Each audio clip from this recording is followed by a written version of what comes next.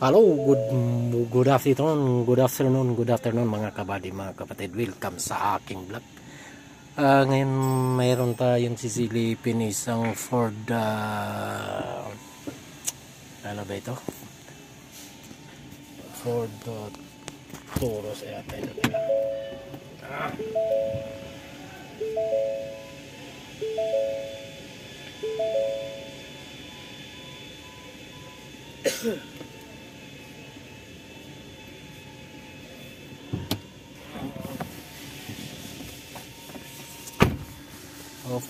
Ford Taurus 2022 model mga kabady, mga kapatid. Nag-check engine, nag-highlight yung check engine niya mga kabady, mga kapatid. Ayan, napapansin niyo yan.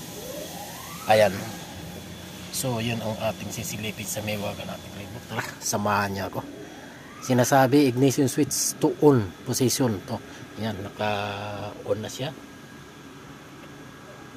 Yan, naka-on na siya. So go. Tingnan natin kung ano na sinasabi. Ben. Yan, ang bin number, model year 2021-22. Vehicle Taurus. So, i-click lang natin, yes lang natin mga kabady, mga kapatid.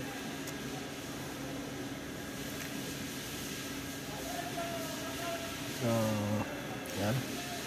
Wait lang natin yung, ayan na. Ayan na. Select system list. Ayan. Smart detection.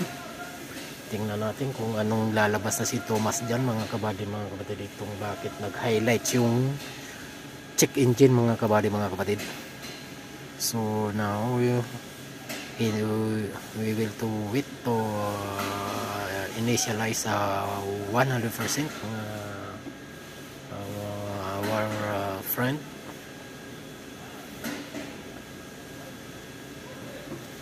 Just as you can see, loading the okay, yan, start, yan. So now are coming the code. This is a code number 1 ACM audio control module, but not related check engine that on our friend. So antenna related this one, the ACM audio control module is antenna. So proceed to the next list, the CM2 body control module, this one.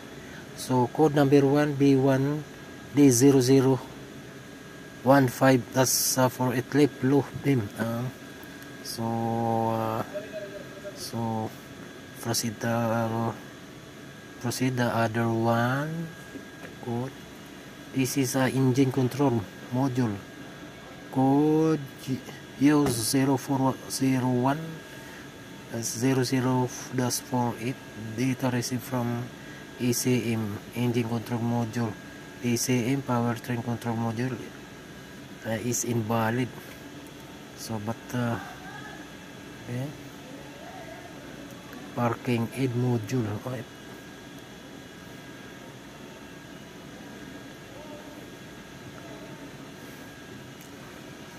Yeah. So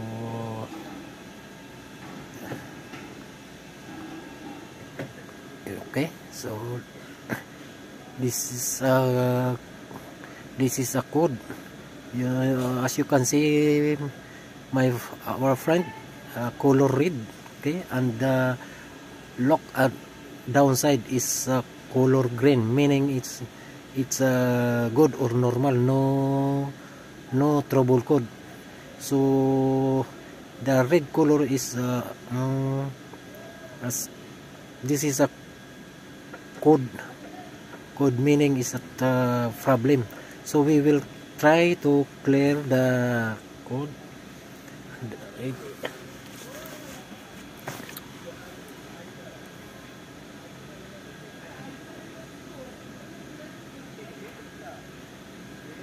So now all all color red, it's over the color red. Okay, so we will check the check engine. Okay, still on check engine yung our friend and mga kabady, mga batid. So okay, we will try to start.